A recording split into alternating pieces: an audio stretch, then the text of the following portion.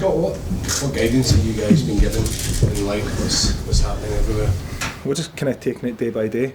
More than anything, it's a serious situation that we're all in, and we want the best for everyone. We still obviously want to play football, but we'll just take it day by day and listen to what the SFA are saying. Has training and anything changed at all?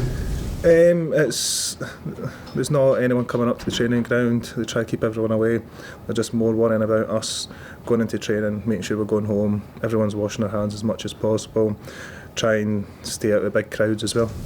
It's looking increasingly likely at best some of the games domestically and in Europe are going to have to be played behind closed doors. What's your take on that? I think you've got to do what's best for the safety of the fans as well, and they say it's more contagious when you're in a big crowd as well, so here's hoping it doesn't come to that, but if it goes behind closed doors, and the SFA are looking out for the welfare of every single person. The worst case scenario, and it is a realistic scenario, is that the season ends prematurely. What would be your take on that? It ends, it stays as it is at the end of the day. As I say, the main thing is we make sure everyone's okay, they're all safe, and we try and catch this on the head as soon as we possibly can, and football kind of takes a second step there as it does, but obviously we still want to play football, we still want to go out there and win as many games as we possibly can, whether it's in front of the fans or not. Obviously it'll be sad if there's no fans there, because it's what football's all about, the fans being there to support you, whether at home or away. I see, Scott, the Italian Football Federation are admitting that the league in their country might have to be cancelled, in which case there might not be a champion, or there might be playoff matches.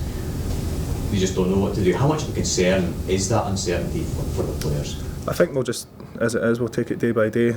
I don't know what's going to happen.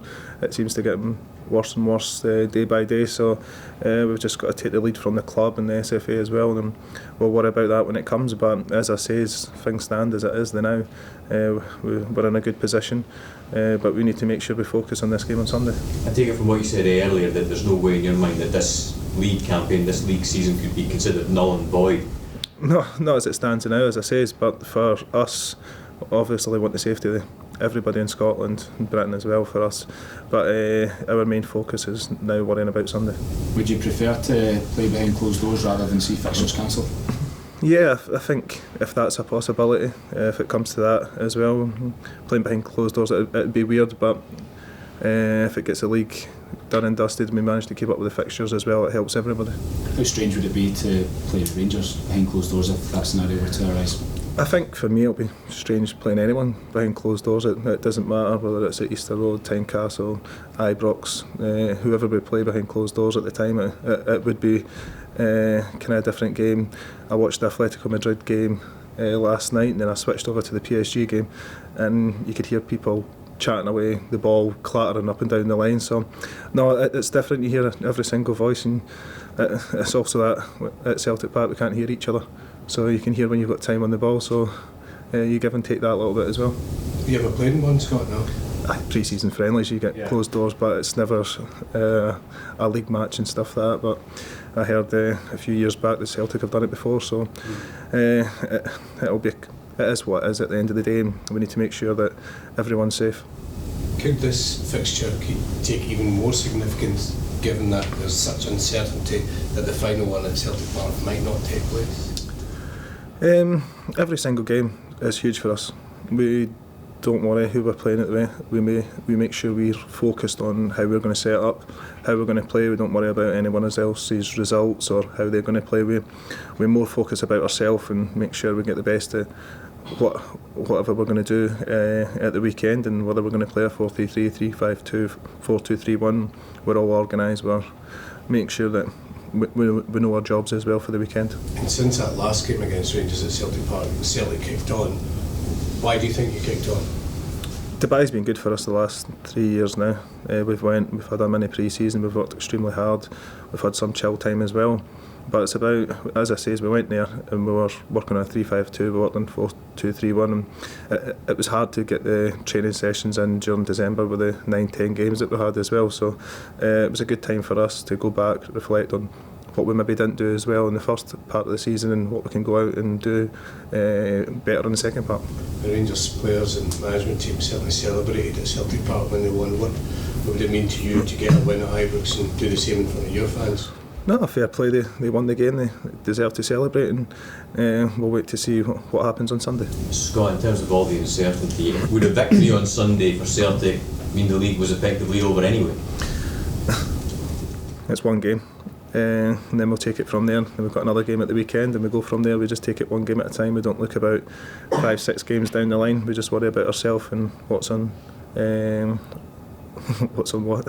what we look forward to the next game. Scott, looking at your own team, looking ahead to the weekend, how do you feel the team's playing? Are you back on top form? Yeah, the lads have done well. As I say, we've chopped between 3-5-2 and 4-2-3-1, and Griff's back in. He's been scoring goals, scored a great hat-trick at the weekend. He's been linking up really well with Hodgson as well, and the two of them, they've looked really good together, and it's been a joy to watch as well. And to get Griff back into the starting team, it's put a smile on his face, it's put a smile on a lot of the lads' face as well, and it's good for Scotland too. What do you expect from the opposition on Sunday? Yeah, they're a good team, and they played really well at Celtic Park in December, so no, it's going to be a battle, but it's a battle that we need to make sure that we play well, and we deserve to go there and play as well as we possibly can, but we also have to go there and work hard and try and win the challenge. Can you take inspiration from some of the more impressive performances you've had away from home this season? Obviously Ibrox early and Lazio away as well. Yeah, we've done well away from home, but we just need to make sure that we continue that. It's hard going away from home anywhere, but here's hoping the fans are there to support us. Do you feel it's to your benefit that you don't have one eye on a European fixture this week? As I say, we're just looking forward to the game on Sunday, and that's our main focus. You've got a full week's rest though, and you're not having to try and prepare for 2 games. As I say, we're just looking forward to the game on Sunday, and we'll just take it from there. Scott, regardless of how well you've done since that game against Rangers the last time, is it one you've been desperate to, this game, desperate to kind of come around to put it right? We're desperate in any game to keep coming around. We're in a good place now. We're playing well. We just need to make sure we keep our current form going. And as I say, we don't worry about anyone else. We just worry about the lads that are in that dressing room and how well we can play and how well each another can push each other too.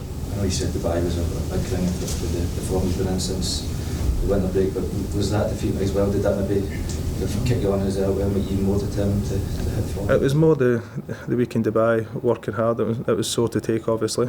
We understood that, but we had 2 weeks to reflect and to work hard and to understand how we can put that wrong. And since then we've came back, we've been in great form, and we just need to make sure we can continue that as long as the season goes on. Scott, I appreciate you saying you would take guidance from the authorities and game by game. But given that Celtic are still on course for a quadruple treble, do you think it's important that the competitions are played to a conclusion, if not this season, then somehow? Yeah, we obviously want this league to be finished. We want the cups to be finished as well in the season. Nobody wants to see them stopping as well. But as I say, we'll take it game by game, and here's hoping we can get through the season. If that even meant motoring one of the tournaments like the Cup into the start of next season, depending on how this goes, would you be up for that? Yeah, as I say, we've got to wait and see what happens, how bad it spreads, or if we can put a cap on it. But at the time, the now, and we'll take guidance pretty much from every single person the now, and we'll worry about that after Sunday. There's 3 games to the split, obviously everybody will play each other 3 times by then. Is that maybe a natural place to stop if it looked like we would have to stop playing football as well? If you say so. Scott, just one finally, in terms of your own fitness, everything okay? The manager was saying at the weekend that you had an injection in your foot. Yeah, I had an injection after the Copenhagen game, but should be fine. Should be fine. Always fine. Cheers.